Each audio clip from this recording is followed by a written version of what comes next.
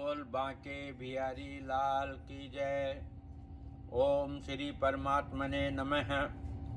श्रीमद् भगवत गीता साधक संजीवनी स्वामी राम सुखदास जी महाराज की जय। ओम श्री परमात्मने नमः। अथ चतुर्थोध्याय अवतरणिका। चतुर्थ अध्याय का अभी हम प्रारंभ कर रहे हैं। श्री भगवान ने दूसरे अध्याय के 39वें श्लोक में अर्जुन से कहा कि ज्ञान योग अपने विवेक के अनुसार विचार पूर्वक चलने से जिस समय बुद्धि की प्राप्ति होती है उसी को तू कर्मयोग के विषय में सुन। अर्थात कर्मयोग में निष्काम भाव पूर्वक परिहितार्थ कर्तव्य कर्म करने से यह समय बुद्धि कैसे प्राप्त होती है इसे सुन। ऐसा ते अभिहिता सांख्य बुद्धि योग अतिमा शृणु। फिर कर्म योग का वर्णन करते हुए प्रसंगानुसार अर्जुन के प्रश्न करने पर स्थित प्रज्ञ के लक्षण बताकर अध्याय का विषय समाप्त किया। तीसरे अध्याय के आरंभ में अर्जुन ने प्रश्न किया कि आपके मत में जब बुद्धि श्रेष्ठ मान्य है तो फिर आप मुझे घोर कर्म युद्ध में क्यों लगाते हैं। इसके उत्तर में भगवान ने चौथे श्लोक से 29वें श्लोक तक विविध प्रकार से कर्तव्य कर्म करने की आवश्यकता का प्रतिपादन करते हुए सिद्ध किया कि कर्तव्य कर्म करने समय बुद्धि प्राप्त होती है।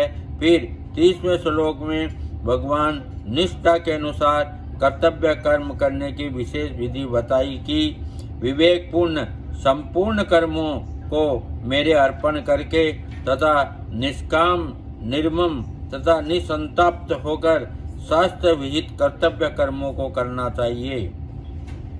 कर्तव्य कर्म करने की इस विधि को अपना मत कहते हुए भगवान ने 31वें 32वें श्लोक में अनव्य और व्यतिरेक विधि से अपने इस मत की पुष्टि की तथा 35वें श्लोक में इस विधि के पालन पर विशेष जोर देते हुए कहा कि अपने कर्तव्य का पालन करते हुए मरना भी श्रेयस्कर है।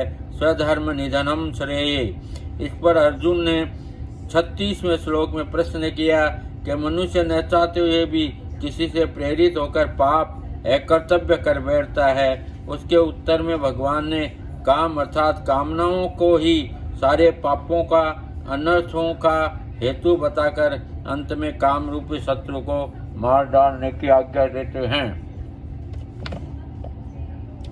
यद्यपि तीसरे अध्याय के 37वें श्लोक में भगवान लगातार उपदेश दे रहे हैं तथापि 43वें श्लोक में अर्जुन के प्रश्न का उत्तर समाप्त होने पर महर्षि वेदव्यास जी तीसरे अध्याय की समाप्ति कर देते हैं और नया चौथा अध्याय आरंभ कर देते हैं। इससे ऐसा मालूम देता है कि अर्जुन के प्रश्न का उत्तर समाप्त होने पर भगवान कुछ समय के लिए रुक जाते हैं। फिर दूसरे अध्याय के 47वें श्लोक में जिस कर्म योग कहते हैं कि आप मुझे घोर कर्म में क्यों लगाते हैं। अतः तीसरे अध्याय में तो भगवान अनेक प्रकार से कर्तव्य कर्मों के आचरण की आवश्यकता पर विशेष जोर देते हैं और साथ ही कर्मयोग को समझने की तात्विक बातें भी कहते हैं। परंतु इस चौथे अध्याय में कर्मयोग की तात्विक बातों को समझने पर विशेष जोर देते हुए कर्तव्य कर्मों का पालन करना आवश्यक बताते हैं। तात्पर्य यही है कि तीसरा और चौथा दोनों ही अध्याय उपयुक्त दोनों बातें कही गई है, किंतु तीसरे अध्याय में कर्तव्य कर्मों के आचरण की बात मुख्य है और चौथे अध्याय में कर्तव्य कर्म के विषय में समझ की बातें मुख्य है। तते कर्मं प्रवक्ष्यामि यज्ञात्वा मोक्षयस्य शुभात्, अध्याय नंबर 4 का 16 दोहा। तो कर्मयोग अनादि होते हुए भी इस भूमंडल पर जाने वाले विशेष पुरुष न रहने से बहुत ही काल से लुप्त प्राय हो गया है। उसी कर्मयोग वर्णन पुनः आरंभ करते हुए भगवान पहले 3 श्लोक में कर्मयोग के परंपरा बताकर उसकी अनादिता सिद्ध करते हैं। इस विवस्व योग में श्री भगवानुचार अध्याय नंबर 4 का पहला दोहा। इमं विवस्वते योगम प्रोक्तवानहं व्ययं विवस्वान मनवे प्राह मुनिरक्षे वाकते ब्रवीत्।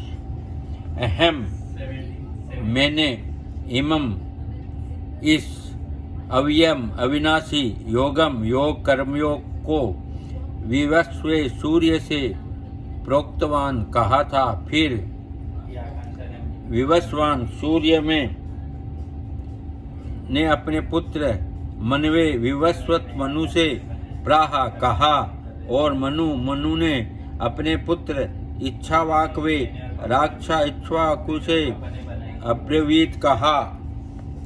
व्याख्या। इमं विवस्वते योगम प्रोक्तवाहनहं वयम। भगवान ने जिन सूर्य मनु और इक्ष्वाकु राजाओं का उल्लेख किया है वे सभी गृहस्थ थे और उन्होंने गृहस्थाश्रम में रहते हुए ही कर्म योग के द्वारा परम सिद्धि प्राप्त की थी। अतः यहाँ के इमं अव्ययम योगम पदों का तात्पर्य पूर्व प्रकरण के अनुसार तथा राज परंपरा के अनुसार कर्मयोग लेना ही उचित प्रतीत होता है। यद्यपि इसमें उपनिषदों में भी कर्मयोग का वर्णन आता है, तथापि इस गीता में वर्णित कर्मयोग के समान सांगोपांग और विस्तृत नहीं है। गीता में भगवान ने विविध युक्तियों से कर्मयोग का सरल और सांगोपांग विवेचन किया है। कर्मयोग इतना विशद वर्णन पुराण और उपनिषद में देखने में नहीं आता। भगवान नित्य है और उनका अंश जीवात्मा भी नित्य है तथा भगवान का साथ जीवन संबंध भी नित्य है। अतः भगवत प्राप्ति के सब मार्ग, योग मार्ग, ज्ञान मार्ग, भक्ति मार्ग आदि भी नित्य है। गीता के 8वें अध्याय में भगवान ने शुक्ल और कृष्ण दोनों गतियों का भी नित्य बताया है। शुक्ल कृष्णो गति होते जगत शाश्वते मते, गीता अध्याय नंबर 8 का 26वां दोहा। यहाँ अव्ययम पद से भगवान कर्म योग की नित्यता का प्रतिपादन करते हैं। परमात्मा के साथ जीव का स्वतः सिद्ध संबंध नित्य योग है। जैसे पतिव्रता स्त्री को पति के होने के लिए करना कुछ नहीं पड़ता क्योंकि वह पति की तो है ही, ऐसे ही साधक को परमात्मा का होने के लिए कुछ करना कुछ नहीं है, वह तो परमात्मा का ही है। परंतु अनित्य क्रिया पदार्थ घटना आदि के साथ जब वह अपना संबंध मान लेता है तब उसे नित्य योग अर्थात परमात्मा के साथ अपने नित्य संबंध का अनुभव नहीं होता। अतः उस अनित्य के साथ माने हुए संबंध को मिटाने के लिए कर्मयोगी शरीर, इंद्रियां, मन, बुद्धि आदि मिली हुई समस्त वस्तुओं को संसार की ही मानकर संसार की सेवा में लगा देता है। वह मानता है कि जैसे धूल का छोटे से छोटा कण भी विशाल पृथ्वी का ही एक अंश है, ऐसे ही यह शरीर भी विशाल ब्रह्मांड का ही एक अंश है।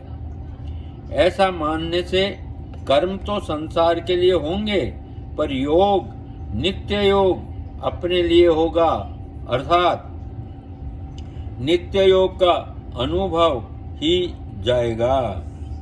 भगवान विवस्वते प्रोक्तवान पदों से साधकों को माना ये लक्ष्य कराते हैं कि जैसे सूर्य सदा जलते ही रहते हैं, अर्थात कर्म करते ही रहते हैं, और सबके प्रकाशित करने पर भी स्वयं निर्लिप्त रहते हैं, ऐसे ही साधकों को भी प्राप्त परिस्थिति के अनुसार अपने कर्तव्य कर्मों का पालन स्वयं करते रहना चाहिए। गीता 3 अध्याय का 29वां श्लोक। और दूसरों को भी कर्मयोग की शिक्षा देकर लोक संग्रह करते रहना चाहिए, पर स्वयं उनसे निर्लिप्त, निष्काम, निर्मम और अनासक्त रहना चाहिए। सृष्टि में सूर्य सबके आदि हैं। सृष्टि की रचना के समय भी सूर्य जैसे पूर्व कल्प में थे, वैसे ही प्रकट हुए सूर्य चंद्रमासो धाता यथा पूर्वम कल्प्यते। उन सभी के आदि सूर्य को भगवान ने अविनाशी कर्मयोग का उपदेश दिया। यह सिद्ध हुआ कि भगवान सबके आदि गुरु हैं और सत्य और साथ ही कर्मयोग भी अनादि है। भगवान अर्जुन से मानो ये कहते हैं कि मैं तुम्हें जो कर्मयोग की बात बता रहा हूँ वह कोई आज की नई बात नहीं है। जो योग सृष्टि के आदि से अर्थात सदा से है, उस योग की बात मैं तुम्हें बता रहा हूँ।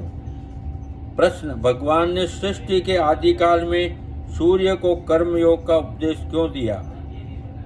नंबर 1, सृष्टि के आरंभ में भगवान ने सूर्य को ही कर्मयोग का वास्तविक अधिकारी जानकर उन्हें सर्वप्रथम इस योग का उपदेश दिया। नंबर 2, सृष्टि में जो सर्वप्रथम उत्पन्न होता है उसे ही उपदेश दिया जाता है। जैसे ब्रह्मा जी ने सृष्टि के आदि में प्रजाओं की उपदेश दिया। गीता 3 अध्याय का 10वां श्लोक। उपदेश देने का तात्पर्य है कर्तव्य का ज्ञान कराना। सृष्टि में सर्वप्रथम सूर्य की उत्पत्ति हुई, फिर सूर्य से समस्त लोक उत्पन्न हुए। सबको उत्पन्न करने वाले सूर्य को सर्वप्रथम कर्मयोग का उपदेश देने का अभिप्राय उनसे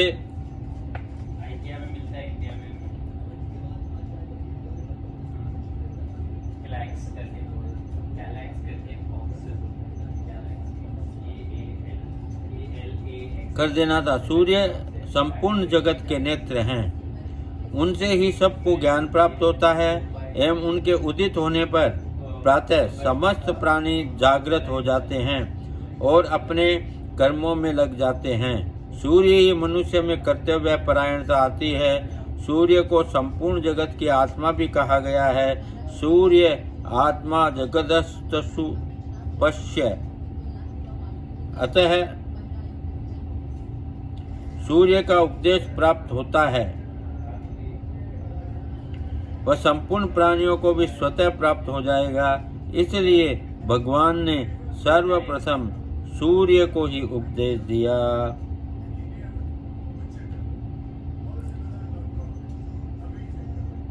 वास्तव में नारायण के रूप में उपदेश देना और सूर्य के रूप में उपदेश देना, ग्रहण करना जगन्नाथ सूत्रधार भगवान की एक लीला ही समझनी चाहिए। संसार के हित के लिए बहुत आवश्यक थी। जिस प्रकार अर्जुन महान ज्ञानी नर ऋषि के अवतार थे, परंतु लोक संग्रह के लिए उन्हें भी उपदेश लेने की आवश्यकता हुई, ठीक उसी प्रकार भगवान ने स्वयं ज्ञान स्वरूप सूर्य को उपदेश दिया, जिसके फलस्वरूप संसार का महान उपकार हुआ है, हो रहा है और होता रहेगा। विवस्वान मनवे प्राह मुनिरक्षवा कवे ब्रवीत। कर्मयोग गृहस्थ की खास विद्या है। ब्रह्मचर्य, गृहस्थ, वानप्रस्थ और संन्यास, इन चारों आश्रमों में गृहस्थ आश्रम ही मुख्य है, क्योंकि गृहस्थ आश्रम से ही अन्य आश्रम बनते और पलते हैं। मनुष्य गृहस्थ आश्रम में रहते हुए ही अपने कर्तव्य कर्मों का पालन करके सुगमता पूर्वक परमात्मा प्राप्ति कर सकता है। उसे परमात्मा प्राप्ति के लिए आश्रम बदलने की जरूरत नहीं है। भगवान ने सूर्य, मनु, इक्ष्वाकु आदि राजाओं का नाम लेकर ये बताया है कि कल्प के आदि में गृहस्थों ने ही कर्मयोग की विद्या को जाना और गृहस्थाश्रम में रहते हुए ही उन्होंने कामनाओं का नाश करके परमात्मा तत्व को प्राप्त किया। स्वयं भगवान श्री कृष्ण और अर्जुन भी गृहस्थ थे, इसलिए भगवान अर्जुन के माध्यम से मानो संपूर्ण गृहस्थों को सावधान उपदेश करते हैं कि तुम लोग अपने घर की विद्या कर्मयोग का पालन करके घर में रहते हुए ही परमात्मा को प्राप्त कर सकते हो। तुम्हें दूसरी जगह जाने की जरूरत नहीं है। गृहस्थ होने पर भी अर्जुन प्राप्त कर्तव्य कर्म युद्ध को छोड़कर भिक्षा के अन्न से जीविका चलाने को श्रेष्ठ मानते हैं। गीता 2 अध्याय का 5वां श्लोक। अर्थात अपने कल्याण के लिए गृहस्थ आश्रम की उपेक्षा संन्यास आश्रम को श्रेष्ठ समझते हैं। इसलिए उपरोक्त पद में भगवान मानो ये बताते हैं, जानना है ना, हाँ, कि तुम भी राजघराने के श्रेष्ठ गृहस्थ हो।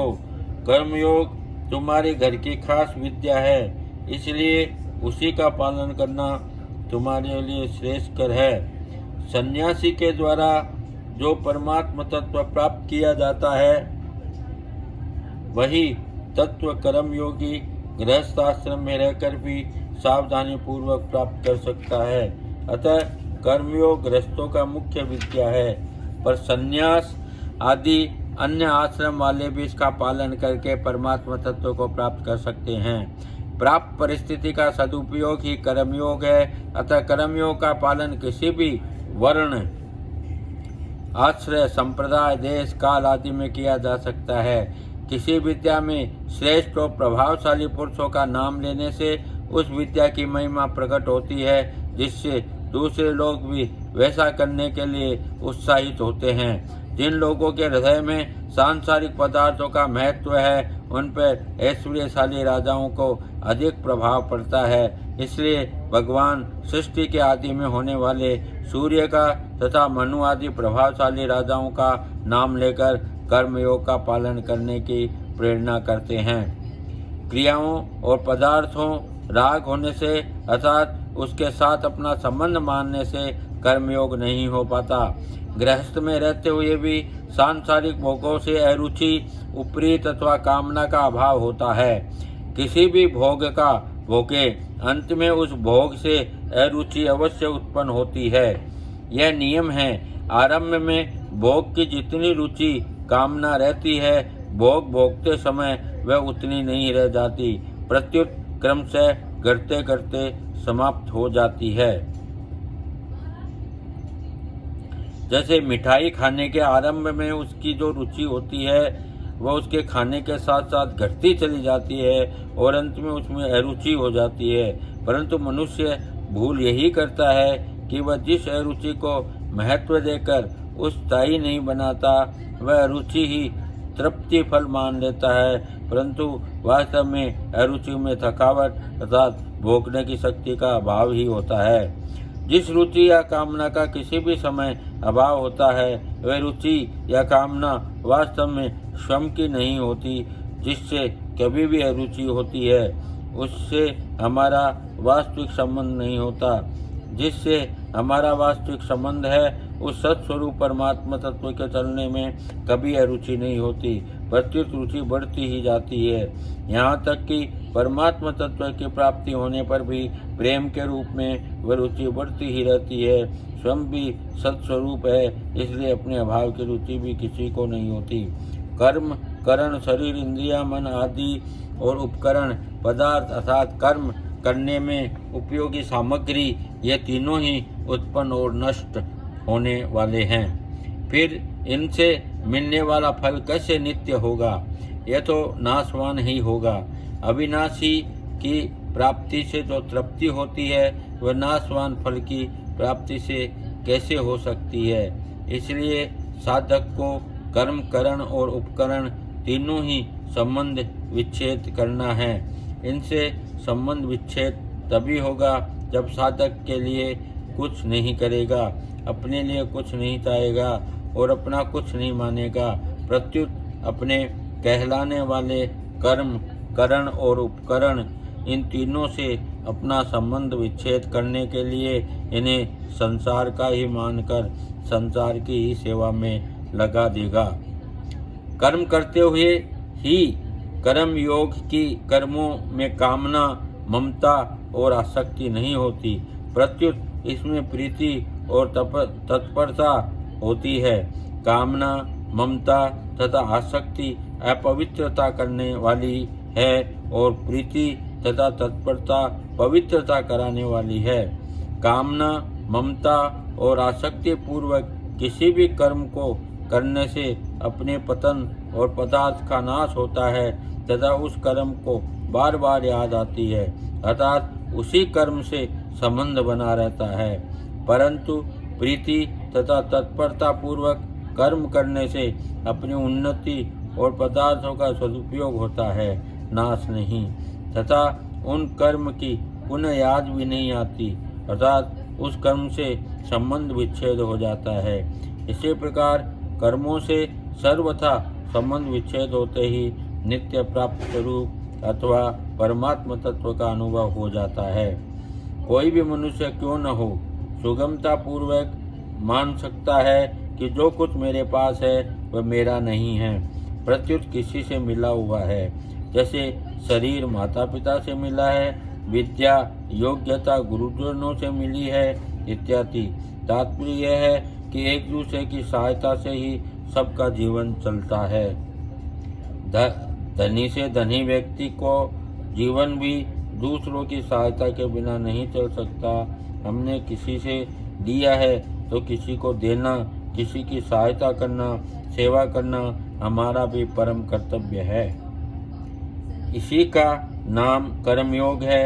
इसके पालन मनुष्य मात्र कर सकता है और उसके पालन में कभी देश मात्र भी असमर्थता तथा पराधीनता नहीं है। कर्तव्य उसे कहते हैं जिसे सुखपूर्वक कर सकते हैं, जिस अवश्य करना चाहिए, अर्थात जो करने योग्य है और जिसे करने से उद्देश्य की सिद्ध होता है। जो नहीं कर सकते उसे करने की जिम्मेवारी किसी पर नहीं है और जिसे नहीं करना चाहिए उसे करना ही नहीं है। जिसे नहीं करना चाहिए उसे न करने से दो अवस्थाएं स्वतः आती है, निर्विकल्प अवस्था अथवा कुछ न करना, अथवा जिसे करना चाहिए उसे करना। कर्तव्य सदा निष्काम भाव से एवं परहित की दृष्टि से किया जाता है। सकाम भाव किया गया कर्म बंधन कारक होता है, इसलिए उसे करना ही नहीं है। निष्काम भाव से किया जाने वाला कर्म फल की कामना रहित होता है, उद्देश्य से रहित नहीं। उद्देश्य रहित चेष्टा तो पागल की होती है। फल और उद्देश्य दोनों में अंतर होता है। फल उत्पन्न और नष्ट होने वाला होता है, पर उद्देश्य नित्य होता है। उद्देश्य की नित्य प्राप्त परमात्मा का अनुभव होता है, उसके लिए मनुष्य जन्म हुआ है। अपने कर्तव्य का पालन न करने से उस परमात्मा का अनुभव नहीं होता। सकाम भाव, प्रमाद, आलस्य आदि रहने से अपने कर्तव्य का पालन कठिन प्रतीत होता है। वास्तव में कर्तव्य कर्म का पालन करने में परिश्रम नहीं है। कर्तव्य कर्म सहज स्वाभाविक होता है, क्योंकि यह स्वधर्म है परिश्रम तब होता है जब अहंता, आसक्ति, ममता, कामना से युक्त होकर अर्थात अपने लिए कर्म करते हैं। इसलिए भगवान ने राजस कर्म को परिश्रम युक्त बताया है। गीता 18वें अध्याय का 24वां श्लोक, जैसे भगवान के द्वारा प्राणी मात्र हित होता है, ऐसे ही भगवान की शक्ति भी प्राणी मात्र के हित में निरंतर लगी हुई है। जिस प्रकार आकाशवाणी केंद्र के द्वारा प्रसारित विशेष शक्ति युक्त ध्वनि सब जगह फैल जाती है, पर रेडियो के द्वारा जिस नंबर पर उस ध्वनि से एकता सजातीयता होती है, उस नंबर पर वह ध्वनि पकड़ में आ जाती है। इसी प्रकार जब कर्मयोगी स्वार्थ भाव का त्याग करके केवल संसार मात्र के हित के भाव ही समस्त कर्म करता है, तब भगवान की सर्वव्यापी हितैषिणी शक्ति उसकी एकता हो जाती है और उसके कर्मों में विलक्षणता आ जाती है। भगवान की शक्ति से एकता होने से उसके भगवान की शक्ति ही काम करती है और उस शक्ति के द्वारा ही लोगों के हित होता है। इसलिए कर्तव्य कर्म करने में न तो कोई बाधा लगती है और न परिश्रम का अनुभव ही होता है। कर्म योग में पराश्रय की भी आवश्यकता नहीं है। जो परिस्थिति प्राप्त हो जाए उसी में कर्म योग का पालन करना है। कर्म योग के अनुसार किसी के कार्य में आवश्यकता पड़ने पर सहायता कर देना सेवा है। जैसे किसी को गाड़ी खराब हो गई और वह उसे धक्का देने की कोशिश कर रहा है, अतः हम भी उस काम में उसकी सहायता करें तो ये सेवा है। जो जानबूझकर कार्य को खोज कर सेवा करता है वह कर्म करता है, सेवा नहीं, क्योंकि ऐसा करने से उसका उद्देश्य पारमार्थिक न रहकर लौकिक हो जाता है। सेवा वह है जो परिस्थिति के अनुसार की जाए। कर्मयोगी न तो परिस्थिति बदलता है और न परिस्थिति ढूंढता है, वह तो प्राप्त परिस्थिति का सदुपयोग करता है। प्राप्त परिस्थिति का सदुपयोगी कर्मयोग है। जय श्री कृष्ण गोविंद हरे मुरारे, हे नाथ नारायण वासुदेवा। गोविंद जय जय गोपाल जय जय, श्री राधा रमण हरि गोविंद जय जय।